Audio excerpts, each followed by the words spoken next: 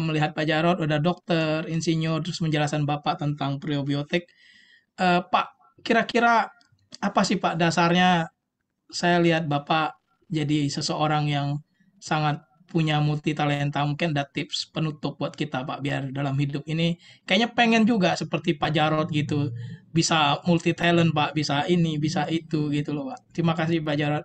Mungkin sekalian nanti Pak Jarod bisa doa buat kita Pak sebagai doa tutup firman Pak. Terima kasih banyak Pak Jarod.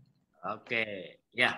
Soal multi talent ini tidak bisa dibagikan ini. Kenapa? Karena Tuhan Yesus berkata begini. Tapi saya bisa bagikan ya sesuatu ya. Tuhan Yesus kan berkata begini, kepada seorang diberi 2 talenta, 1 talenta, 2, 5, 10. Lah mungkin saya ini kemasuk yang bagian 10. Tapi jangan lupa nanti waktu bos itu datang gitu ya, yang 10 jadi 20, yang 5 jadi 10, yang 2 jadi 4, yang 1 disimpan.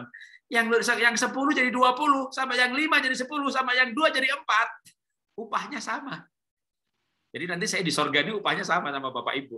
Yang penting kalau saya dikasih 10, semuanya saya kembangkan. Tapi ada yang 1 nih iri hati. Wah, disimpan. Nah, Tuhan marah. Kalau 1 jadi 2 aja, tapi artinya apa? 1 jadi 2, 2 jadi 4. Artinya memang talenta itu sebenarnya pertama diberi Tuhan, yang kedua bisa dikembangkan. Nah, kalau yang 2 ya jadikan 4. Kalau 1 ya jadikan 2 gitu ya. Itu paling enggak pelipat gandaan yang paling gampang. 1 jadi 3 bisa enggak? Bisa, tapi susah gitu ya. Tapi bisa. Kenapa bisa? Pada dasarnya otak manusia ini, nah ini sedikit ilmu neuroscience ya, namanya ilmu mengenai otak. Otak itu disebut plastis, dari kata bahasa Yunani plastisio, artinya to form, bisa dibentuk. Nah, jadi otak kita ini ada neuron, otak-otak cadangan yang nggak dipakai, itu bisa dibentuk menjadi satu fungsi. Ya, kalau DNA itu apa? Kakeknya bisa musik, bapaknya bisa musik, anaknya bisa musik. Oh, ini orang punya DNA musik, keturunan.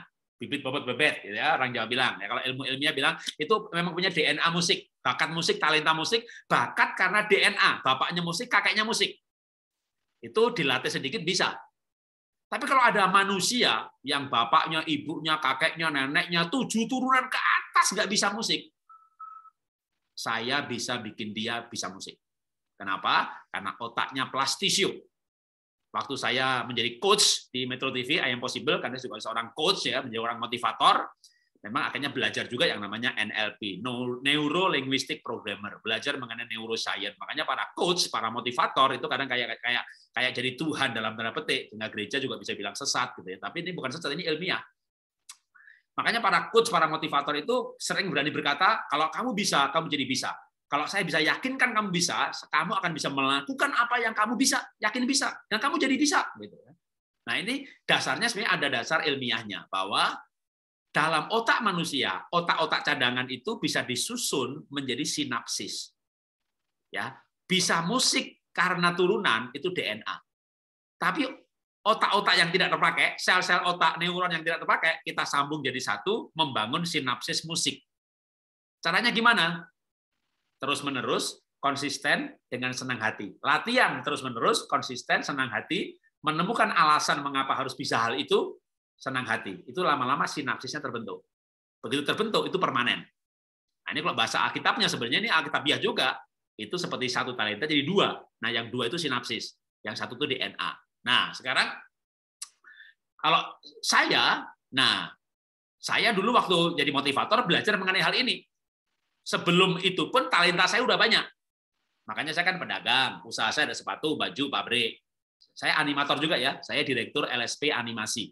Jadi saya pernah jadi ketua Koperasi Animasi Indonesia. Ada sekitar 30-an production house, dan saya ketua koperasinya. Karena saya seorang animator juga.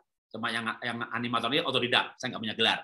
Kalau teologi punya gelar. Pendidikan saya magister. Buka TK Hepolikit, orang pendidikan juga. Makanan memang sarjana satunya makanan gitu kan. Tapi saya pelukis. Belum lagi menulis buku. Kalau saya cerita makin lama makin banyak nih. Penulis buku, pengisi radio, program TV, YouTuber ya paling nggak followernya ada 30.000 dan punya 2 akun. Facebooker juga. Halaman Jarod Winarko 50.000 karena punya 6 akun. Kalau Anda ketik Jarod Winarko nanti muncul banyak, itu semuanya saya. Dan tiap minggu pasti diupdate. YouTuber, Facebooker, penulis buku, pembicara, pelukis, pedagang, pendeta aja enggak. Tapi hamba Tuhan melayani gitu ya. Nah, Ada satu yang saya mau cerita soal sinapsis. Lukisan ini keturunan. Bapak saya pelukis. Berbicara, jadi pendeta, menurut saya jadi pembicara ya. Talenta berbicaranya, bapak saya dalang. Teng gitu. Bikin sekolah Happy Holy Kid, ibu saya guru.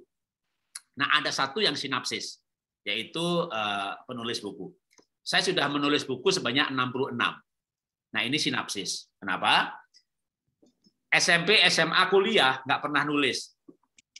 Saya ini kan ditanya apa, jawabnya panjang banget ya. Tukang ngomong. Tapi bukan tukang nulis. Jadi waktu kuliah gitu, saya tuh dengerin. Karena saya dites, otak saya, gaya belajar saya tuh auditory. Jadi saya orang yang belajar mengingat apa yang didengar. Jadi kalau belajar diskusi kelompok atau dengerin.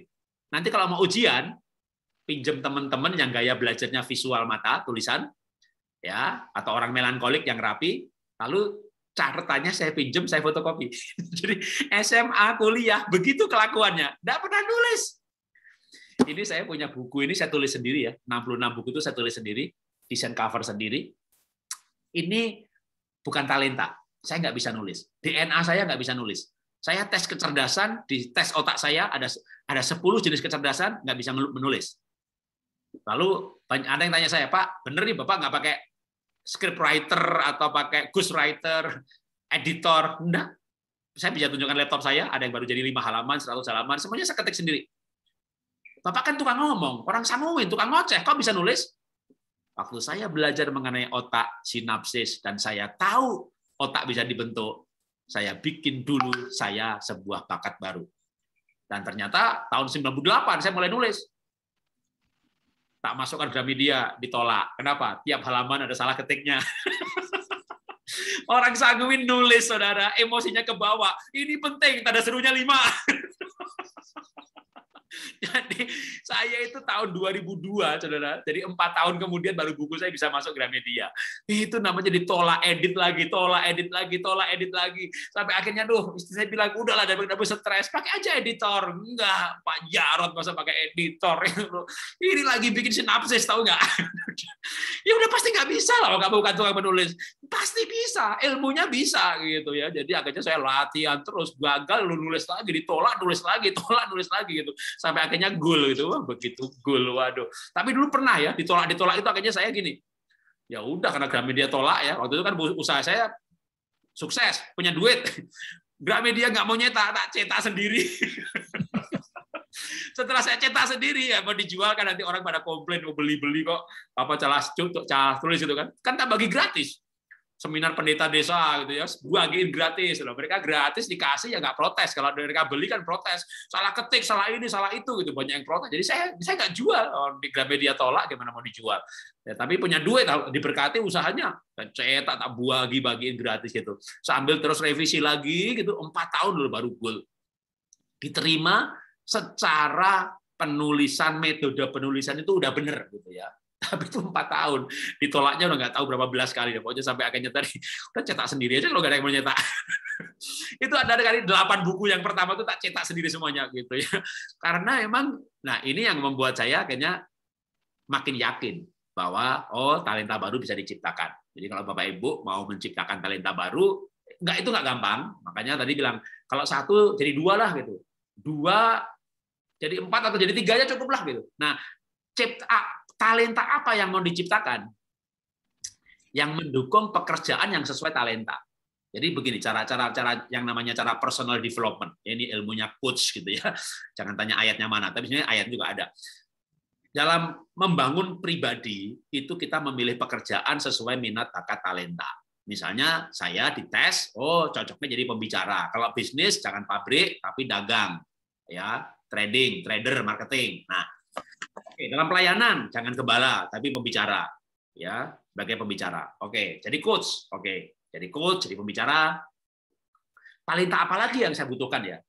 Ngisi radio, ngisi televisi itu bukan nambah talenta, sama-sama pembicara. Nah, supaya jadi pembicara yang hebat, bagus, diberkati, disegani, dikenal orang.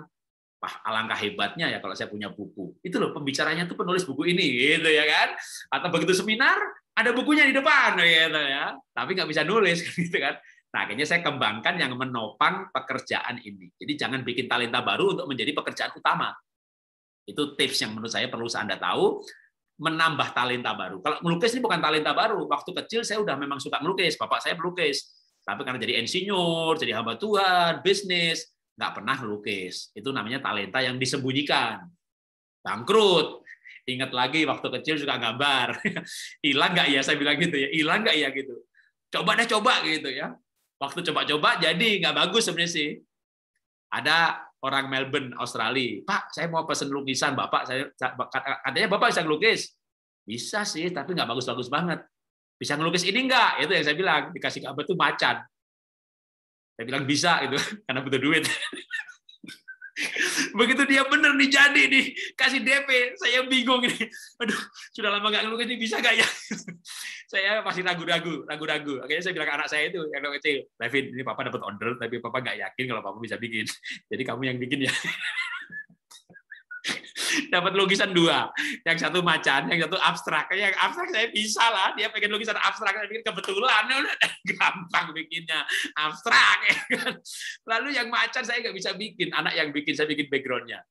Tapi gara-gara lukisan macan itu saya upload, ada orang lain pesan macan lagi. Saya bilang sama anak, nak, Levin, dapat macan lagi. Aduh Pak, sekarang aku dapat pekerjaan, masa aku ngelukis, nanti aku gimana gitu. Ya udah deh, papa lukis sendiri deh gitu. Bisa ternyata talenta itu enggak hilang. Ya, maka tadi saya bicara, Bapak Ibu, talenta itu enggak hilang. Apa yang Bapak Ibu talenta pernah punya? Ya, dan selama ini mungkin kita bukan jahat, bukan nggak mau sih. Ada yang lain menghasilkan, ya kan, kita bekerja, kita bisnis, punya toko gitu. Tapi kalau Tuhan izinkan, Tuhan taruh talenta itu kadang-kadang juga untuk digunakannya pada waktunya. Nah, siapa tahu ya, hari-hari ini Tuhan ingin membawa kita kembali kepada talenta yang dimiliki. Ibu yang selama ini nggak berperan, hanya suami yang cari uang, saatnya berperan. Tapi kalau berperan, menjadi sama-sama berperan. Sehingga dengan sama-sama berperan, sama-sama bekerja, teman perjuangan, keluarga menjadi kuat. Ya, itu dari saya. Tuhan memberkati.